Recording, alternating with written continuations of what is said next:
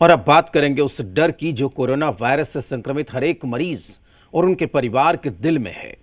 आपने देखा होगा कि आजकल हर एक सोशल मीडिया प्लेटफॉर्म पर शहर शहर एक सवाल बहुत से लोग पूछ रहे हैं, ऑक्सीजन कहां से मिलेगा? क्योंकि डर है कि मरीज का ऑक्सीजन लेवल कम हो गया तो जान जा सकती है। ऐसे में हम आपसे पहले तो ये अपील करते हैं कि हिम्मत रखिए, हौसला रखिए, क्योंकि जितना अधिक परेशान होंगे, तनाव लेंगे, ऑक्सीजन का लेवल उतना ही तेजी से गिरेगा। इसके अलावा हम आपको आज ऑक्सीजन लेवल बढ़ाने के कुछ घरेलू उपाय भी बताएंगे। ये एक योग है जिससे ऑक्सीजन लेवल बढ़ सकता है, लेकिन हम आपसे ये भी कहेंगे कि डॉक्टर की सलाह जरूर लेते रहें और जैसा डॉक्टर कहें वैसा ही करें।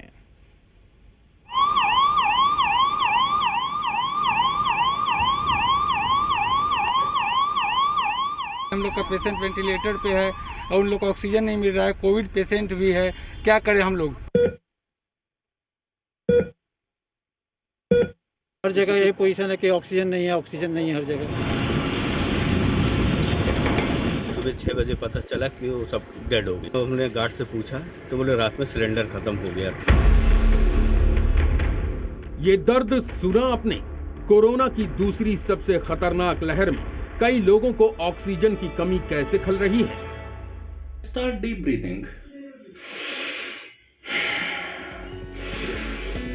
और इसी डर के बीच सोशल मीडिया पर यह वीडियो तेजी से वायरल हो रहा है, जिसने घरों में क्वारंटीन होने वाले कोविड पॉजिटिव मरीजों में भी उत्सुकता बढ़ा दी है।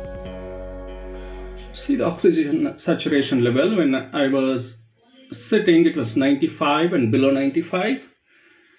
As soon as I lie down in prone posture, it's currently 93, and start deep breathing. I've been doing. Just observe how it changes rapidly. Pronal breathing.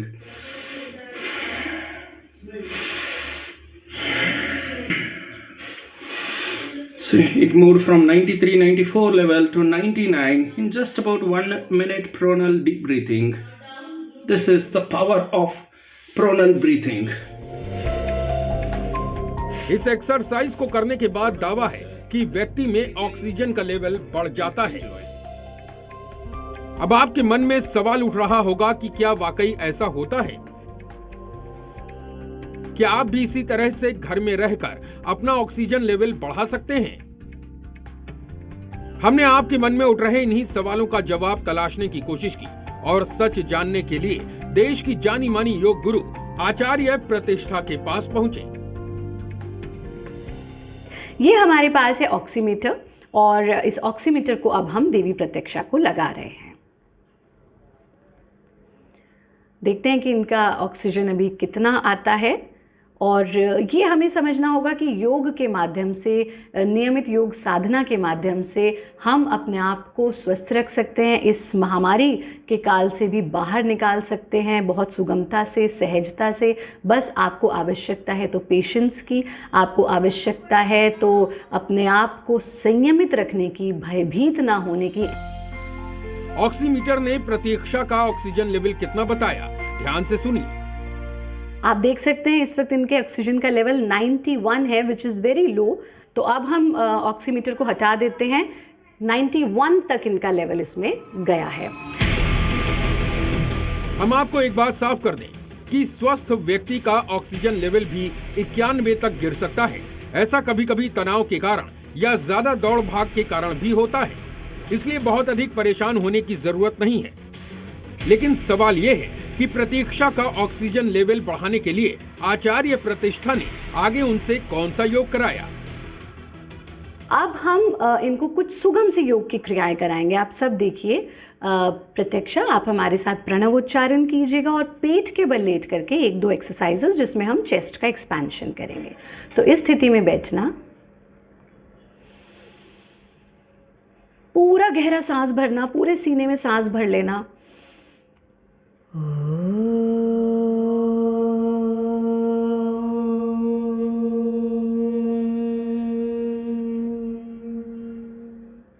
फिर से गहरा सांस भरना।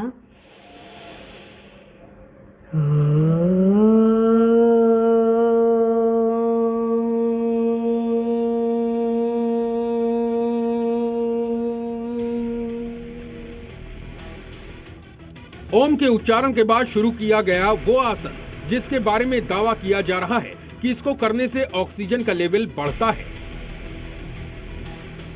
फिर हम अपने पेट के बल लेट जाएंगे। पेट के बल लेटना अपने आप में हमारे ऑक्सीजन लेवल्स को इंक्रीज करता है। इस पोजीशन में लेटना और बाल आसन की स्थिति ले लेंगे, यानी कि अपना सर ज़मीन पर और जो आपका पीछे वाला हाथ है उसको सीधा कर देंगे, पैर को फोल्ड कर लेंगे और जो पैर फोल्ड हुआ है वही वाला हाथ फोल्ड करके 90 डिग्री के एंगल पर टिका देंगे। इस स्थिति में लंग्स का पूरा एक्सपेंशन हो रहा है, चेस्ट का एक्सपेंशन है। बिल्कुल नॉर्मल ब्रीदिंग रखना इस स्थिति में और फिर यहीं से हम भुजंग आसन यानी सर्पासन की स्थिति में आ जाएंगे। चिन आपकी ज़मीन पर, एड़ी पंजे मिले हुए, हथेलियां कंधों के नीचे, सांस भरते हुए चेहरा उठाना, सीना उठाना और पूरा पीछे झुक जाना। पूरा गहरा सांस लेना और आप देख रहे हैं आपके चेस्ट का पूरा एक्सपेंशन यहाँ पे हो रहा है। सांस छोड़ते हुए धीरे धीरे से वापस आ जाएंगे। एक बार और इसको करेंगे।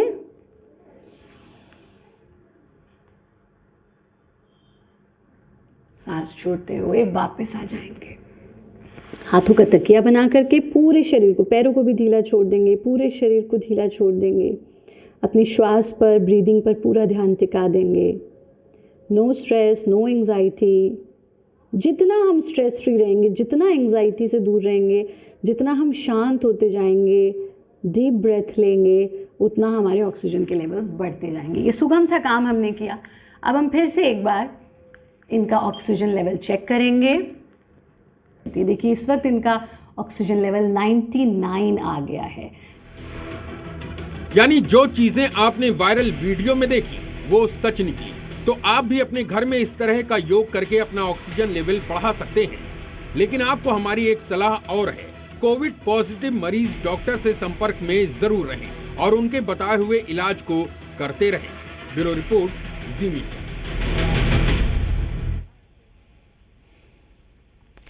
ये तो हुई योग की बात, लेकिन क्या आयुर्वेद में भी ऑक्सीजन लेवल बढ़ाने का कोई तरीका है? क्या आयुर्वेद में ऐसी कुछ दवाएं हैं जिनका इस्तेमाल करके आप अपना ऑक्सीजन लेवल मेंटेन रख सकते हैं?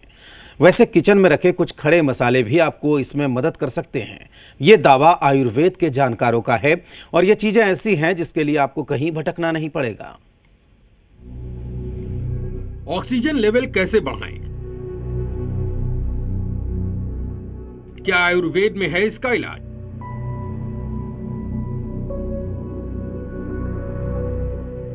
हम आपको इस सवाल का जवाब जरूर देंगे और यकीन मानिए ये जवाब आपको घर के बाहर नहीं, घर के अंदर ही मिलेगा। बस करना यह है कि कुछ प्राकृतिक तरीकों को अपनाना है, जैसे कि ठंडा कुछ भी न खाएं, भोजन गर्म और ताजा हो, पानी भी पिए तो वो भी गर्म या गुनगुना। नाक आपकी खुली रहे उसके लिए आप स्टीमिंग करते रहें। स्टीमिंग के लिए आप गर्म पानी का प्रयोग कर सकते हैं या इसी गर्म पानी में 1-2 बूंद यदि यूकेलिप्टस ऑयल आप डालेंगे तो ये भी आपके लिए बहुत हेल्पफुल होगा। आपके किचन में रखे कुछ खड़े मसाले भी इस काम में आपकी मदद कर सकते हैं। कपूर और अजवाइन, इनको थोड़ा थोड़ा लेकर के आप रुमाल में बांध लें, किसी कपड़े में बांध लें और इनको जब सूंघते हैं तो तेजी से सांस लेते हैं तो भी आपका नेजल पैसेज खुल जाता है और आपका ब्रीदिंग अच्छा हो जाता है। इसके अलावा आप लौंग चूसिए, साबुत काली मिर्च चूसिए, थोड़ी देर बाद अजवाइन और चुटकी भर सेंधा नमक मिला के चूसिए। इससे भी आपका रेस्पिरेटरी पैसेज जो है वो खुलता है और आपका ऑक्सीजन सैचुरेशन अच्छा होता है। आयुर्वेद में एक चूर्ण आता है सीतोपलादी। जानकारों का दावा है कि सीतोपलादी चूर्ण का आधा चम्मच और आधा चम्मच शहद दोनों मिलाकर दिन में 2 बार खाने से सांस नली खुलती है, जकड़न दूर होती है। और इन सब के अलावा योग तो है ही हर समस्या का इलाज। आप अपनी शक्ति के हिसाब से प्राणायाम करें, मेडिटेशन करें और एक बात बहुत ध्यान रखें कि अपने शरीर की ऑक्सीजन की रिक्वायरमेंट को कभी ना बढ़ने दें। इन जनरल ऐसा हम कर सकते हैं, बिल्कुल हल्का खाना खा करके, अपने शरीर को बिना थका के रख करके, मानसिक तनाव से दूर रह करके, क्योंकि जब भी हम मानसिक तनाव में रहते हैं, जब भी हम भारी खाना खाते हैं, हमारी बॉडी की ऑक्सीजन रिक्वायरमेंट बढ़ जाती है। कुल मिलाकर बात यह है कि आपको घबराना नहीं है। जिन जरूरी चीजों को आप अब तक नजरअंदाज करते रहे, वही चीजें दिनचर्या मिलानी है, फिर देखिए बहुत कुछ बदल जाएगा। आप न सिर्फ शारीरिक रूप से मजबूत होंगे, आपका इम्यून सिस्टम भी अच्छा होगा, बल्कि मानसिक तौर पर भी आपको कोरोना काल में लड़ने की हिम्मत मिलेगी। ब्यूरो रिपोर्ट, जी मीडिया।